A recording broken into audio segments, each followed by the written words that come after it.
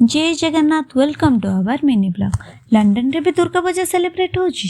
चलंतु आज देखिबा लंडन रे आयोजित होतबा दुर्गा पूजा पेंडल्स। फर्स्ट डेस्टिनेशन थिला रमफोर्ड रो सनातन एसोसिएशन तरफरु आयोजन होतबा दुर्गा पूजा। आम ओडिसा परे एठारे पूजा ओपन रे हुए नै। जेनेरली बड़ बड़ हॉल रे मांकर मूर्ति स्थापना करा जाय। वाओ कि सुंदर माँ को मूर्ति तासह हॉल रो डेकोरेशन भी बहुत सुंदर थिला।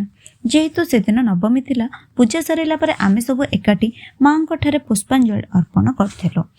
तापरे समस्त को फल और मिठार प्रसाद बंटन होइतिला।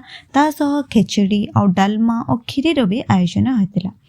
प्रसाद सेवन करी आमे बाहरी जाइथिलु आमर नेक्स्ट डेस्टिनेशन बेलसाइज पार्क रो लंडन दुर्गा पूजा एसोसिएशन द्वारा आयोजन होइतबा दुर्गा पूजा। सेठारे मांकर मृण्मय प्रतिमा देखिकी मन भरी जाइथिला। किछि समय बिताई माँ को आशीर्वाद नहीं आमर लास्ट डेस्टिनेशन अभिमुखे बाहरी पड़थिलु। प्रवासी दुर्गा पूजा कमिटी द्वारा हंसलो रे आयोजित होइतिबा दुर्गा पूजा। सेठारे भी बहुत बढ़िया डेकोरेशन होइतिला और प्रसाद सेवन रो भी आयोजन होइतिला।